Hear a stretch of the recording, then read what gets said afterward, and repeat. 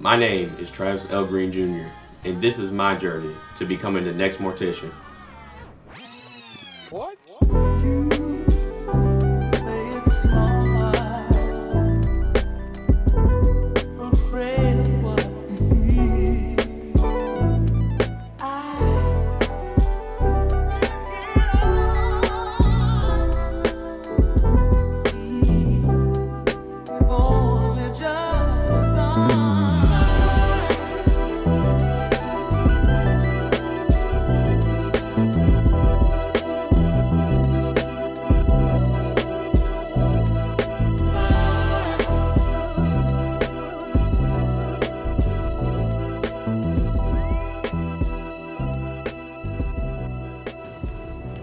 I remember working with the audiovisual ministry at my home church, and we had funerals come up every now and then. And to be honest, I got so distracted, very distracted. I did not care about working on the audio and visual board. I was just so distracted by the funeral setups, and I went to my grandma.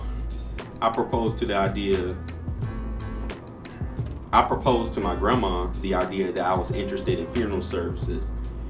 And my grandma said, you know what? I'm gonna contact Shameka Reynolds, and she's gonna get you on board. Now, Shameka is my mentor at Tri-Cities Funeral Home, where I currently work at. So my maternal grandfather died in December 2017. That's when Travis really started asking questions about the funerals and death and things of that nature. He went on YouTube, he started Googling stuff, he was watching documentaries and things of that nature, and he was asking questions. He was really enthused about the business. So right after that, he started working with the audio visual department at our church here in Latonia, and he was working on Saturdays, and he was working funerals. So the guy that he was working with was like, yeah, he not really paying attention to this audio visual stuff. This ain't what he's supposed to be doing. Cause like he really enjoys working these funerals. So he took it upon himself to go talk to the funeral attendants to learn, what they were doing, how long they had been doing it, and everything that went into working a funeral.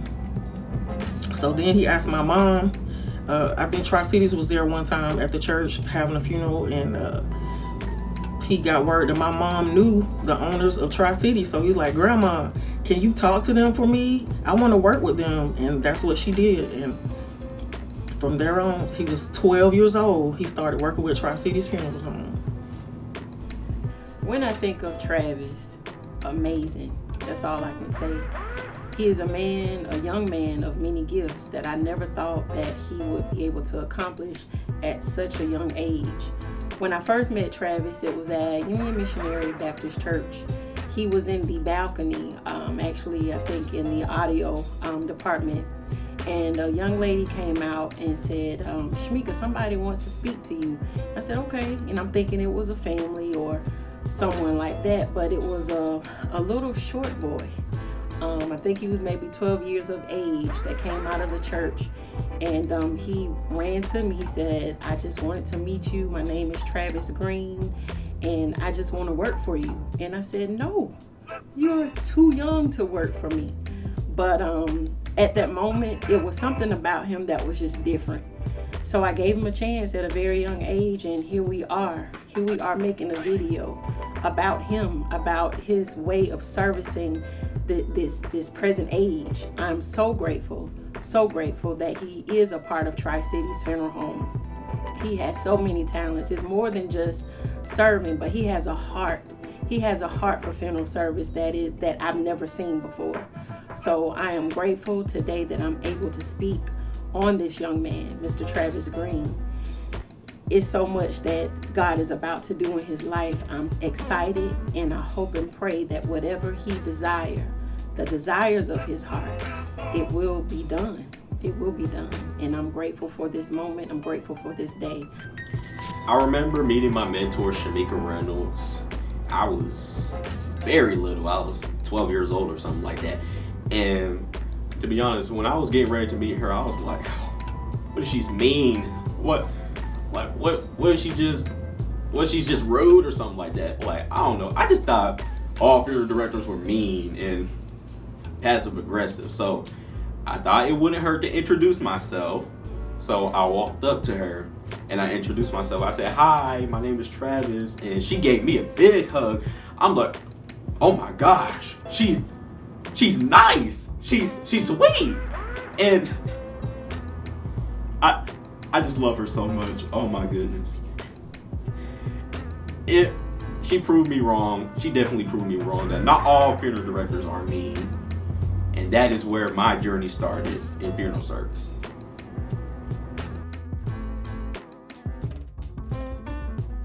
So Travis was born October 30, 2006. He is an only child. I knew he was special from the time he kicked me when he was in my belly, from the time till he graced the world with his presence. He's always been quiet and meek and fun at the same time. He grew up around older people. I always tell him he's a old man in a child's body. He did get to spend some time with his great-great-grandmother who lived to see 100 years old and just died 5 years ago, summer 2020. So, he also grew up with his paternal grandparents who were older, and they allowed him to watch the Weather Channel, Wheel of Fortune. He learned how to change the trash can liner, and he ate sweet potatoes with them. And she died, his paternal grandmother died in 2014 on Valentine's Day. He was 7 years old. So I think that's when he kind of started thinking about death. He was too young to, know what was going on before that, but I think that's where it started. So distracted by the funerals, like you had the flowers, you had the setup, you had the deceased looking like they're asleep. I was just so distracted by that, like I didn't really care about working on the audio and visual board. So the gentleman I was working with, he said, what is you doing?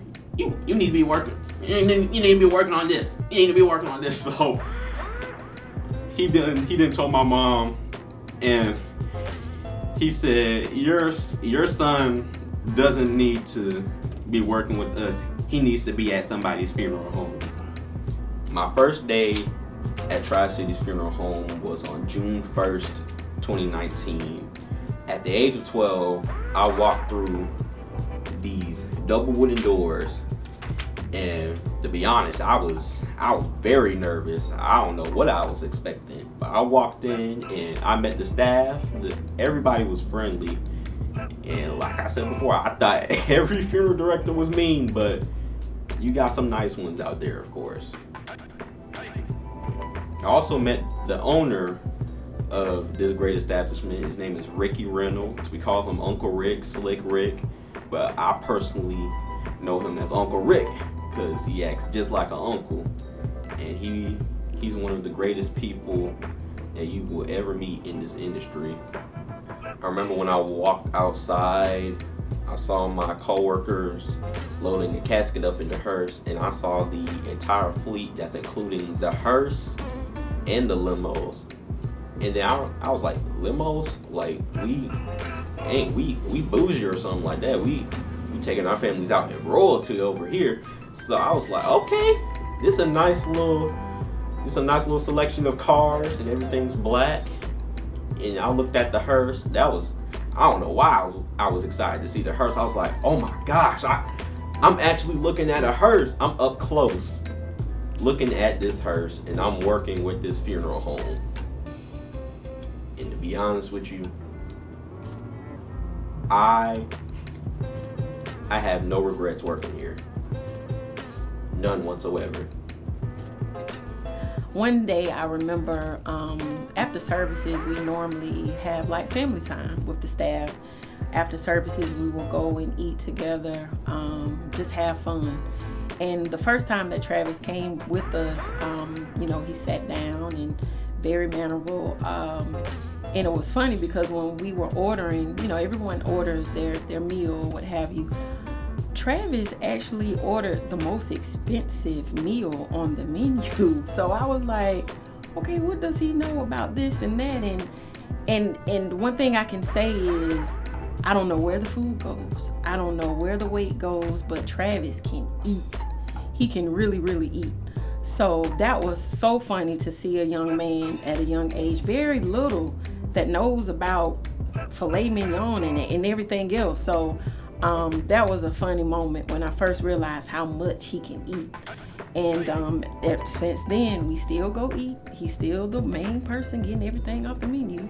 But I'm just grateful that he is the way he is.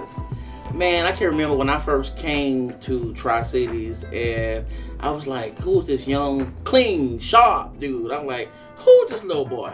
But we got to know, I'm just sitting back on my first service, and I'm just watching. I'm watching. The Bible says you got to watch as well as pray. So I was watching and praying, but I watched this young man, and over the days, the time of me being here, got to know who he was. He was none other than the Travis L. Greene. Don't forget the junior. Do not forget that junior, Travis Greene. And ever since then, it was just a connection from day one. Very respectable. I mean, great dude. Like, great, amazing. Like, now we've got this father and son work relationship going on. So, I mean, I could be anywhere in the funeral home, and I'll just yell, Travis! And he comes running right away. So, listen, it's been nothing but joy. It's been amazing time knowing Travis, and it's just absolute joy. But, man, we've shared so many good times together. The boy can eat. I mean, y'all see me. I eat and get big, and Travis can eat and stay small. And after every service, Travis, well, we about to eat at? And I'm like, Travis, we ain't about to eat nowhere. But Travis is that guy. He really is. He really is. He is that dude. After my first day working with Tri-Cities Funeral Home, I said, this is exactly what I want to do. And I didn't want to do nothing else. I didn't want to do nothing else. I didn't want to work at a fast food restaurant. I didn't want to work at a supermarket or anything else. My heart and mind was set on the funeral home. Coming soon, episode 2, A Call to Care, the Travis L. Greene Jr. story continues. As this powerful second episode continues to get an up-close and personal look at the heart behind the brand. Travis L. Greene Jr. opens the doors to his thriving business, TL Greene Jr. Signature Services and Graphic Creations, and gives insight into the mission and momentum behind the wildly popular Roadblock series. Stay tuned. You won't want to miss what's next.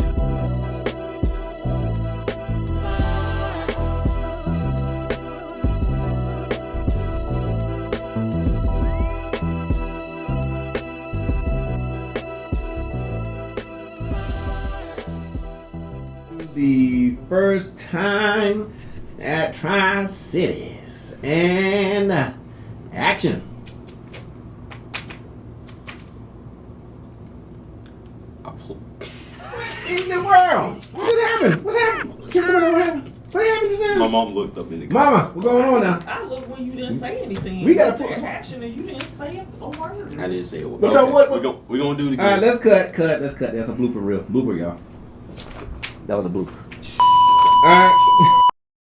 Something, then my mom just looked up What? quickly. It's taking a long time. Okay, Because I I got don't know it. what happened. I don't know what happened, y'all. I got don't know. Okay, we back. We back live. We back live. We back. we're back. That was funny though. I ain't gonna lie. God, that was bad. I ain't gonna lie. All right, let's give it to us. That first day at Tri-Cities. Hold right there. Hold somebody behind you, big fella. All right.